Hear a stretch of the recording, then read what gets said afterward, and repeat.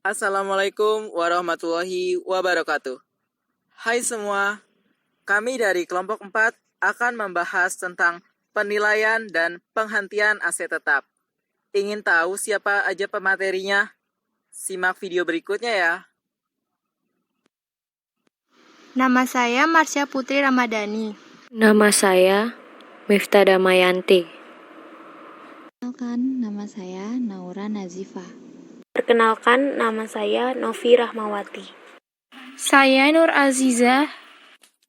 Saya Sofa Sidki Fiardillah. Definisi aset tetap. Menurut PSAP nomor 7, aset tetap adalah aset berwujud yang mempunyai masa manfaat lebih dari 12 bulan untuk kegiatan pemerintah atau masyarakat umum. Aset tetap sering merupakan suatu bagian utama aset pemerintah dan karenanya signifikan dalam penyajian neraca. Klasifikasi aset tetap: 1. Tanah, 2. Peralatan dan mesin, 3. Gedung, 4. Jalan, irigasi, dan jaringan yang dibangun oleh pemerintah, konstruksi dalam pengerjaan, 5. Aset tetap lainnya. 1. Penilaian aset tetap.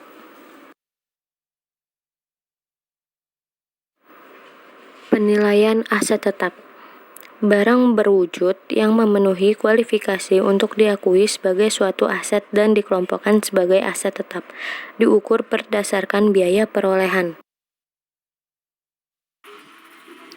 Aset tetap. Suatu aset tetap mungkin diterima pemerintah sebagai hadiah atau donasi. Suatu aset tetap mungkin diperoleh tanpa nilai melalui pengimplementasian wewenang yang dimiliki pemerintah. Penilaian aset tetap.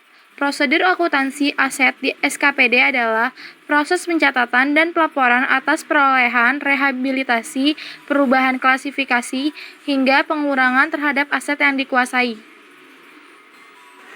Nah, selanjutnya ada pihak-pihak yang terkait dalam prosedur akuntansi aset tetap di SKPD.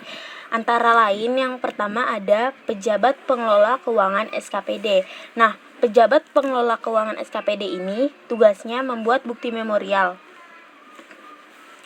Bukti memorial tersebut merupakan dokumen sumber dalam membukukan aset tetap. Lalu yang kedua ada penyimpanan barang milik daerah. Nah, tugas si penyimpan barang adalah 1. Menerima, menyimpan, dan menyalurkan barang milik daerah. Kedua, meneliti dan menghimpun dokumen pengadaan barang yang diterima. Ketiga, meneliti jumlah dan kualitas barang yang diterima sesuai dengan dokumen pengadaan. Lalu yang ketiga ada pengurus barang SKPD. Nah, tugas pengurus barang SKPD ini ialah mengurus barang daerah dalam proses pemakaian yang ada di setiap satuan kerja perangkat daerah atau unit kerja.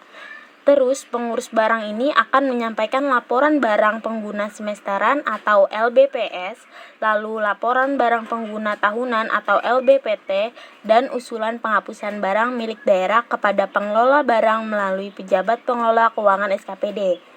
Nah, yang selanjutnya ada kuasa bendahara umum daerah. Tugas kuasa bendahara umum daerah adalah menerbitkan surat perintah perjalanan dinas langsung dan memberikannya kepada pejabat pengelola keuangan SKPD. Yang terakhir, ada bendahara pengeluaran. Tugas dari bendahara pengeluaran ialah menyampaikan laporan pertanggungjawaban uang persediaan atau LPJUP, laporan pertanggungjawaban tambahan uang persediaan atau LPJTU, dan surat pertanggungjawaban atau SPJ administratif kepada pengguna anggaran melalui petugas pengelola keuangan SKPD. Studi kasus 10. Tanggal 5 Juni 2018, pembelian kendaraan senilai 210 juta. Tanggal 12 Agustus 2018, pembangunan gedung senilai 700 juta. Tanggal 26 Oktober 2018, diterima pencairan deposito 35 juta. Buatlah jurnal finansial dan jurnal pelaksanaan anggarannya. Sekarang kita bahas studi kasus 10. Yang pertama itu ada jurnal finansial. Pada tanggal 5 Juni 2018, terjadi pembelian kendaraan senilai 210 juta. Transaksi ini masuk ke akun kendaraan 210 juta debit pada kas di kas daerah 210 juta kredit. Tanggal 12 Agustus 2018 terjadi transaksi pembangunan gedung senilai 700 juta. Transaksi ini masuk ke akun bangunan dalam penyelesaian 700 juta debit pada kas di kas daerah 700 juta kredit.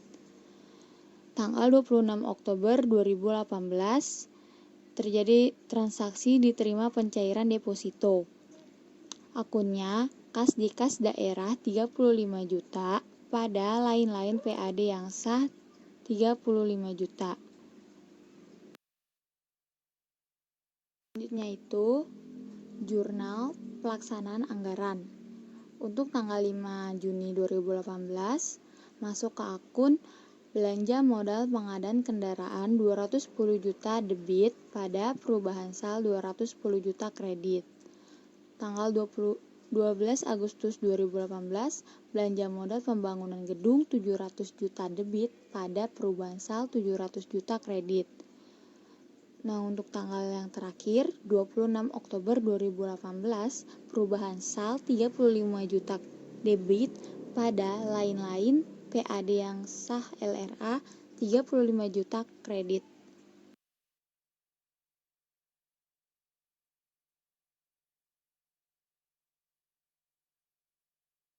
Yang kedua, penghentian aset tetap. Menurut PSAP nomor 7 paragraf 77-79, suatu aset tetap dieliminasi dari neraca ketika dilepaskan atau apabila aset secara permanen dihentikan penggunaannya dan tidak ada manfaat ekonomi di masa yang akan datang dan diungkapkan dalam catatan atas laporan keuangan. Penghentian aset tetap.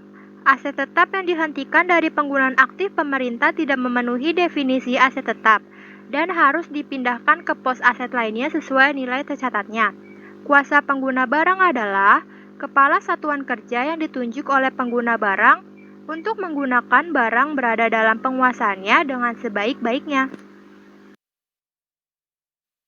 Fungsi terkait. A. Pengelola barang, yaitu melakukan pengelolaan barang. B. Bendahara barang. C. Kuasa pengguna barang, pemegang atau pemegang kekuasaan. D. Pejabat penatausahaan keuangan SKPD. Inventarisasi. Inventarisasi adalah kegiatan melakukan pendataan, pencatatan, dan pelaporan hasil pendataan barang milik negara atau daerah. Selanjutnya, menurut Permendagri nomor 13 tahun 2006, keempat dokumen ini merupakan dokumen yang digunakan dalam pelepasan aset dan menjadi dasar dalam pencatatan pelepasan asetnya. Nah, dokumen-dokumen tersebut antara lain 1. Laporan barang atau hasil inventarisasi. Lalu kedua ada laporan aset semesteran. Ketiga, laporan aset tahunan. Dan keempat, dokumen lain yang sah. Lanjut, studi kasus 11. Soalnya, dengan persetujuan DPRD, pada tanggal 1 Desember 2018, pemerintah daerah Kabupaten Bersemi menghentikan penggunaan kendaraan dengan cara dijual kepada pihak lain seharga 50 juta rupiah. Diketahui harga perolehan kendaraan tersebut adalah 150 juta rupiah dengan akumulasi penyusutan kendaraan senilai 90 juta rupiah. Buatlah laporannya. Nah, teman-teman, kita bahas hasil studi kasus 11-nya. Untuk studi kasus 11, kita akan membuat laporan operasional dan laporan realisasi anggaran. Sebelumnya, kalian tahu nggak sih perbedaannya atau pengertiannya? Nah, untuk mengingat aja nih, laporan operasional adalah laporan yang menyajikan kegiatan operasional keuangan yang mencakup pendapatan, biaya, dan surplus atau defisit disandingkan dengan periode sebelumnya. Sedangkan laporan realisasi anggaran adalah laporan yang menyajikan perbandingan antara realisasi pendapatan dan belanja dengan estimasi pendapatan, serta pagu anggarannya yang telah ditetapkan pada awal tahun. Sudah paham kan pengertiannya? Lanjut, kita bahas soalnya. Yang pertama ada laporan operasional. Pada tanggal 1 Desember 2018, kita menghentikan kendaraan dengan cara dijual kepada pihak lain, senilai 50 juta rupiah. Nah, untuk itu, berarti kita mendapatkan uang. Kenapa sih? Karena kita menjual kendaraan kepada pihak lain, otomatis kita mendapatkan uang atau kas. Jadi akunnya kas di bendahara penerimaan senilai 50 juta rupiah. Dan ada juga akumulasinya senilai 90 juta rupiah yang sama-sama ditaruh di debit. Untuk harga perolehan ini kita masukinnya di kredit ya. Harga perolehan akunnya itu kendaraan senilai 150 juta rupiah. Nah, kalian pasti bertanya-tanya, kenapa sih surplus atau defisitnya? Tadi saya lengkap karena untuk mencari surplus atau defisit kita harus membandingkan jumlah si debit dengan kreditnya itu berapa. Kayak di debitnya itu di jurnal tersebut ada 140 juta totalnya, sedangkan kreditnya 150 juta.